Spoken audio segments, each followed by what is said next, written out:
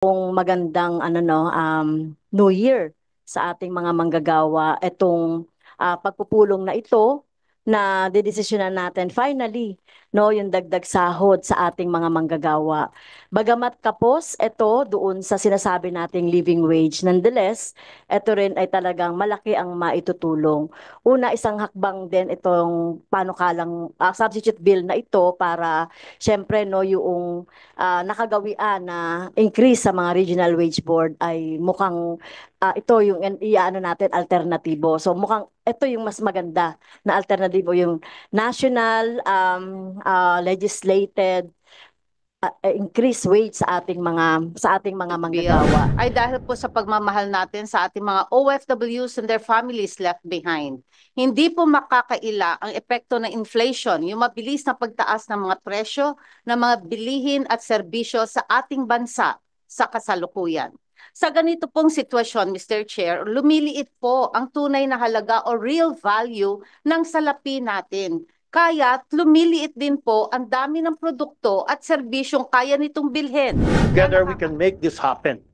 Legislated 200 pesos wage hike. Ipasa na. Sahod itaas na. Ngayon na.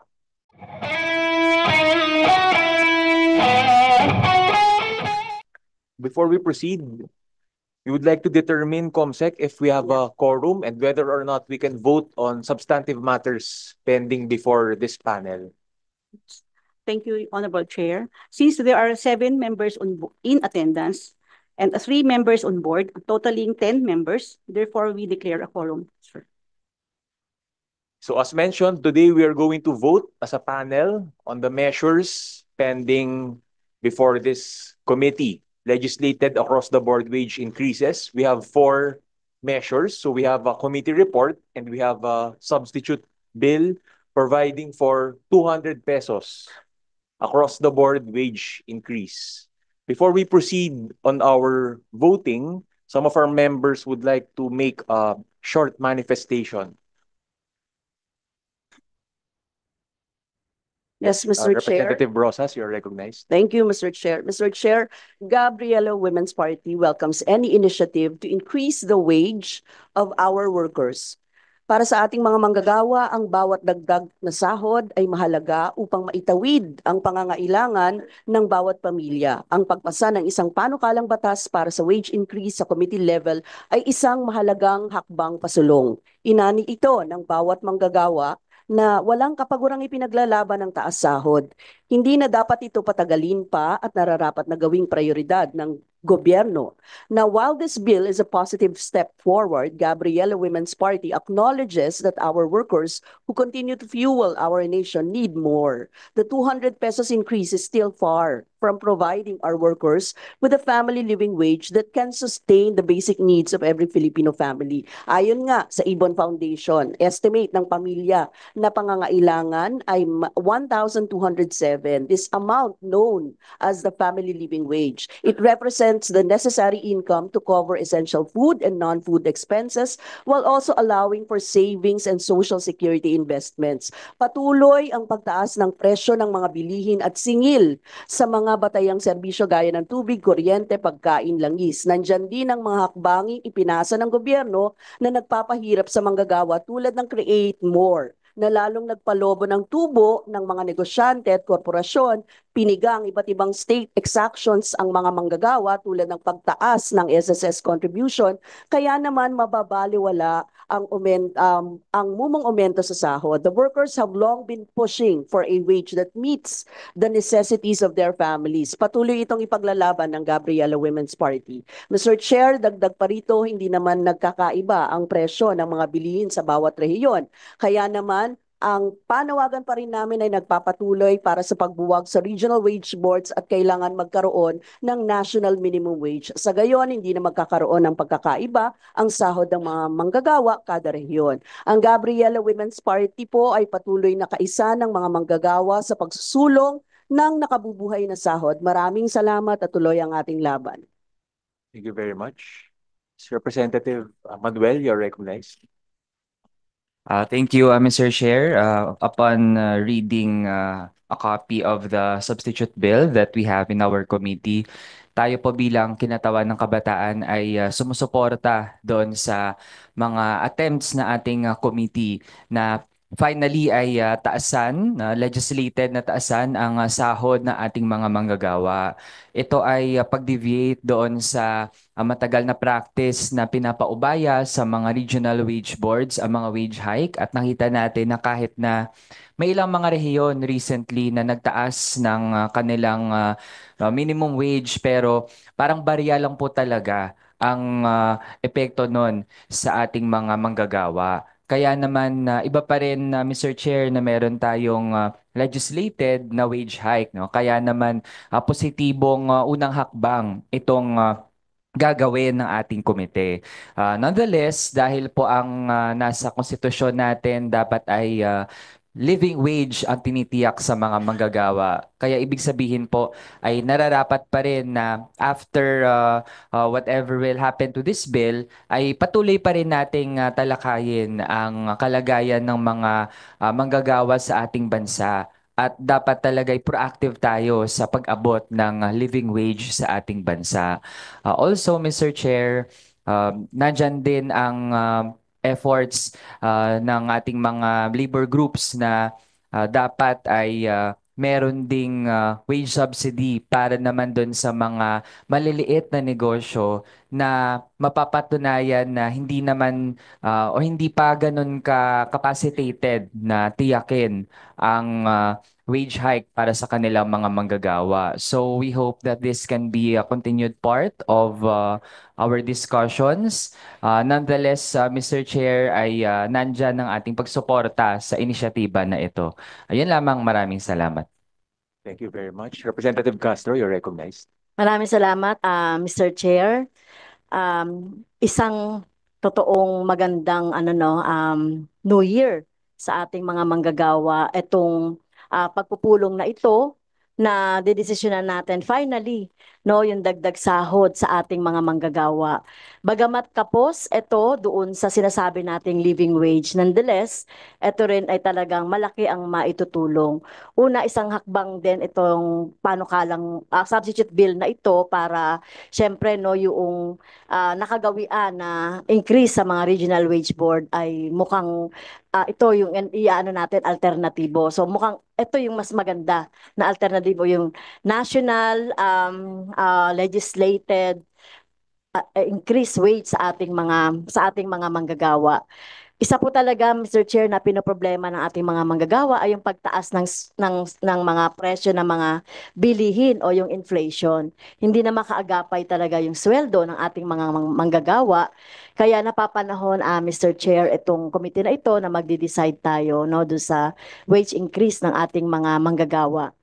Well, pasalamat na rin tayo no dahil ibinunga ito ng walang kapagurang struggle ng ating mga manggagawa na naririto ngayon sa bulwagang ito, no? Kung hindi po tayo tumigil sa paglalabi, pagrarally, pagdialog kay speaker, pagdialog sa sino man na pwede nating makatulong sa pagtaas ng sweldo. Kaya ito po ay bunga ng pagpapagal at pagkilos ng ating mga manggagawa. So, yun lang po, Mr. Chair. At sana po, katulad ng sinabi ni Kong Raul, no, yung subsidy rin dun sa ating mga maliliit na negosyo na pwedeng maapektuhan nito. Welcome din po yun sa amin. Thank you po. Salamat po. Representative Magsino, you're recognized. Yes, Mr. Chair. Magandang umaga po sa ating lahat, Mr. Chairman, sa lahat po ng mga labor groups na nandito ngayon. Mr. Chair, ang aking pong pagsuporta dito po sa ating substitute bill ay dahil po sa pagmamahal natin sa ating mga OFWs and their families left behind. Hindi po makakaila ang epekto ng inflation, yung mabilis na pagtaas ng mga presyo ng mga bilihin at serbisyo sa ating bansa sa kasalukuyan. Sa ganito pong sitwasyon, Mr. Chair, lumiliit po ang tunay na halaga o real value ng salapi natin. Kaya lumiliit din po ang dami ng produkto at serbisyong kaya nitong bilhin na nakakaapekto sa ating pang-araw-araw na pamumuhay, lalo na po ng mga kababayan natin at mamamayan na hindi naman kaya o hindi maka-afford. Sa uri po ng pang-araw-araw na ito, ang ating mga manggagawa, lalo na po ang mga pamilya ng mga OFWs natin, Mariimpong dagok ito sa kanilang kabuhayan at kanilang pamilya. Kaya nga po umaalis sila, nag-a-abroad dahil hindi po nila kayang sustentuhan ang pangangailangan ng kanilang pamilya. Mr. Chair, para po sa akin, ang panukalang batas na ating pinag-uusapan ngayon ay suporta lamang po ng mga wage orders na inilalabas ng ating regional wage boards. Hindi naman po regular na magpapasa sa Kongreso ng ganitong legislated wages kung hindi sa panahon na may krisis pang-ekonomiya sa ating bansa, katulad na nagaganap na walang puknat na inflation increases sa kasalukuyan. Mahalaga rin po, Mr. Chair, na bigyang puntos natin ang pananaw sa pamamagitan ng sapat at competitive na pasahod na mapapanatili ng mga kumpanya ang kanilang mahuhusay, mga talented na mga manggagawa at maipadama ng ating mga employers ang pagpapahalaga sa kapakanan ng mga manggagawa natin dahil malaking espeto ito sa ating industrial peace. Subalit higit sa lahat, Mr. Chair, wala pong katumbas o halaga ang negatibong epekto ng pagtataas ng sahod ng ating mga manggagawa ang makatatapat sa tungkuling pangalagaan, proteksyonan ang kabuhayan ng ating mga manggagawa na silang pangunahing namang nagpapatakbo ng ating bansang ekonomiya. Panghuli, Mr. Chair, gusto ko pong sabihin na ang pangingibang bansa ng ating mga OFWs ay dapat po dala ng free choice, hindi dahil sa kawalang pag-asa, hindi dahil sa wala silang maasahan sa ating bansa. Dapat magkaroon po sila ng dissenting trabaho, lalo na sa kanilang reintegration. Pagbalak na po nilang umuwi at magstay for good dito sa ating bansa, dapat naman merong mangyayari sa kanila. Kung ang unang hakbang na makamit ay isang maayos na kabuhayan na magkakaroon ng makatarungan at napapanahong minimum wage, hangad po na ang proseso ng ating legislation ay ating matutukoy ang sadyang nararapat na halaga na itataas ang minimum wage ng ating manggagawa, ganun din po ang napakalaking pamilya ng ating mga OFWs na naninirahan at naiiwanan ng kanilang mga mahal sa buhay. Isaalang-alang natin na ang usaping ito ay importante at dapat magawa sa lalong madaling panahon. Hindi lamang po pamilya ng OFWs, malaking tulong po sa ating ekonomiya kung ang ating pong purchasing power ay maduduktungan at tataas. Sa ating po mga employers, nakikiusap po tayo, ang laban na ito ay magtulong-tulong po tayo. Hindi lamang po ito para sa manggagawa, kundi magiging napakaganda sa inyong mga kumpanya dahil tataas ang moral ng inyong mga empleyado, malalaman nilang sila'y pinapahalagahan, magkakaroon po ng retention ang inyong mga employee, hindi na po magpapalipat-lipat at hindi na po mag-a-abroad, mag-i-stay na sa ating bansa. Ganun pa man, Mr. Chair, ang OFW Party List ay naninindigan.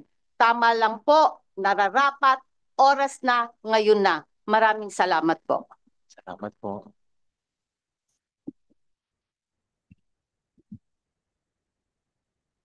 So we now proceed to the voting. Mr. Chair, Yes, Deputy Speaker Mendoza, you're recognized. maraming salamat for this morning's hearing, Mr. Chair. Let's make history together. And hopefully, after 36 years, mapasaw naman ito.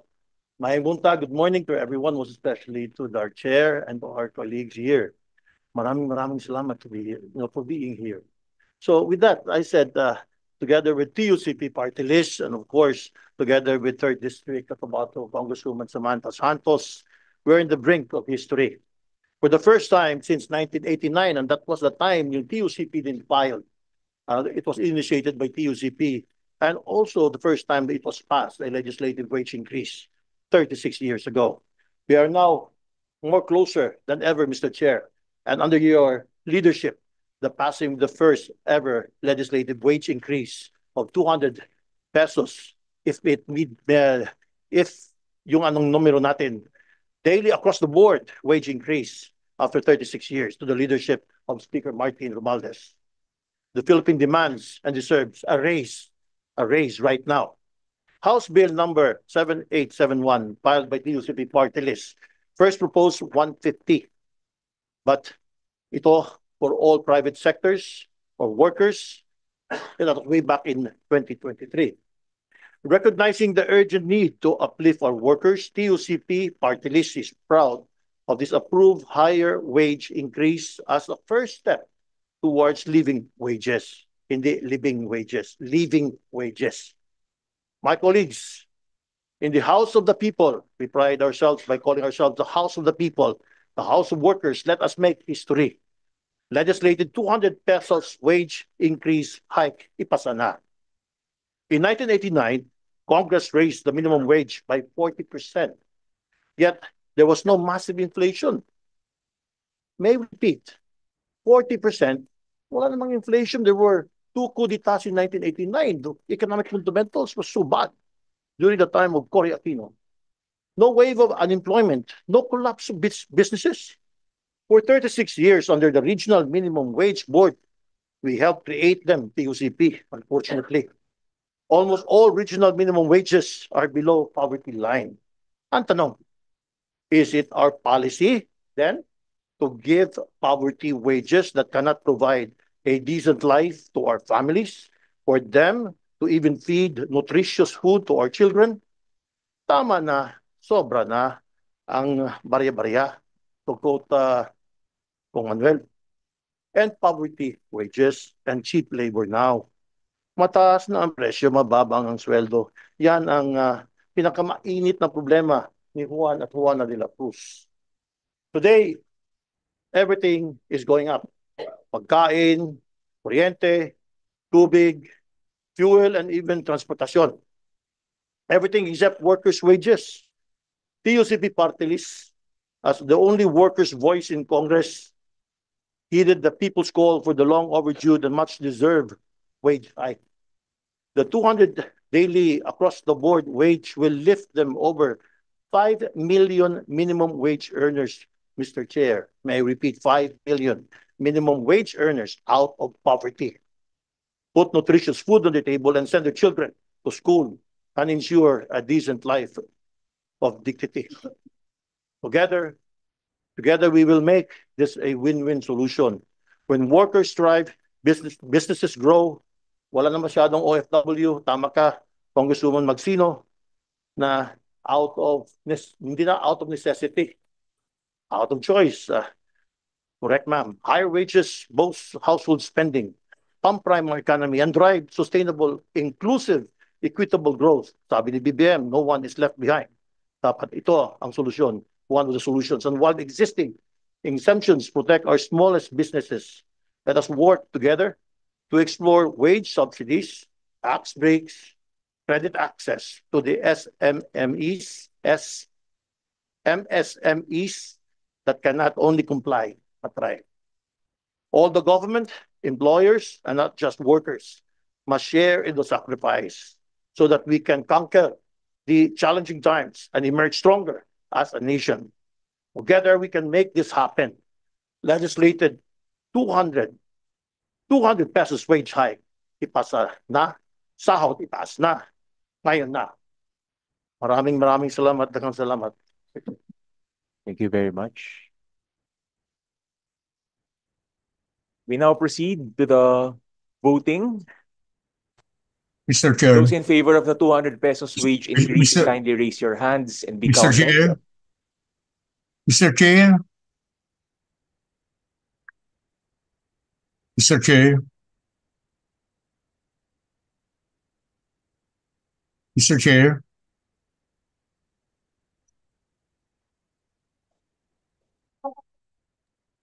Mr. Chair. Okay. Those against? Mr. Any? Chair. So the affirmative votes have prevailed. Do you have a motion to approve the draft committee report and substitute bill? Mr. Chair, Mr. Chair. Mr. Chair, I move the approval of the draft committee report on the substitute bill to the House Bill number 514, House Bill 756, 7871, and 10319, entitled an act providing for a 200 daily across-the-board increase in the salary rate of employees, workers in the private sector. I so move, Mr. Chair. Motion is approved. Congratulations to the authors. and to our workers, let us start the new year with much abundance and prosperity. Do you have a motion to adjourn? Meeting is adjourned. Meeting is adjourned. Thank you very much.